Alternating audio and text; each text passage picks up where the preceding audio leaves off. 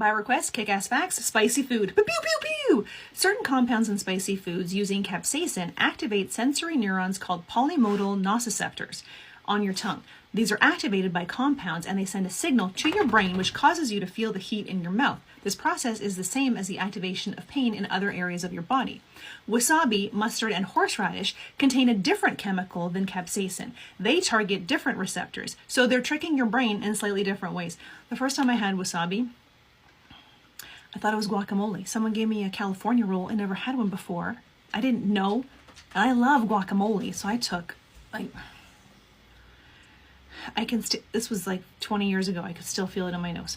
Capsaicin is an oily molecule that sits on your tongue, so the chili pepper residue may linger until you have some fat-containing foods like yogurt or milk to wash it away. Meanwhile, wasabi's allyl isothiocyanate is more volatile. Nailed it. Is more volatile, meaning it's likely to waft up your nose. The upside of that, the pain from wasabi is short-lived.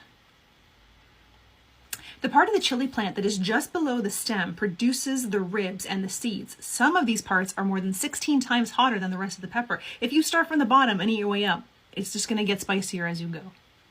When handling peppers, especially if it is a pepper that you've never used before, always wear gloves. Some oils can blister the skin or cause an allergic reaction. So my brother-in-law told me a story. I don't know if he made it up or he heard it from somebody else, picked it up on the street. I don't know.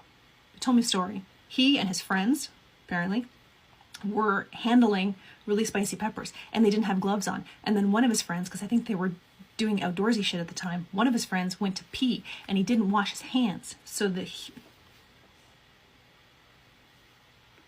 archaeological evidence suggests that people have been using hot spices in their recipes for over 6,000 years. A recent study indicated that people who ate a very spicy bird's eye chili pepper prior to playing a game were motivated to work together as a group, even if it meant winning less money for themselves. Shared pain increases social bonding and cooperation. There was a restaurant near where I grew up, and they had these wings that if you could eat 10 wings without drinking anything, then I think they paid for your meal and drinks for the rest of the night. And then they'd have to sign a waiver before you did it. Apparently only one person ever did it. One guy took a bite of a wing and immediately got a nosebleed. But they would bring you like this tiny little bit of the sauce and a toothpick that you could dip it in and put on your tongue to see if you wanted to do it. And it was like lava burning a hole into your tongue. Still like spicy food though.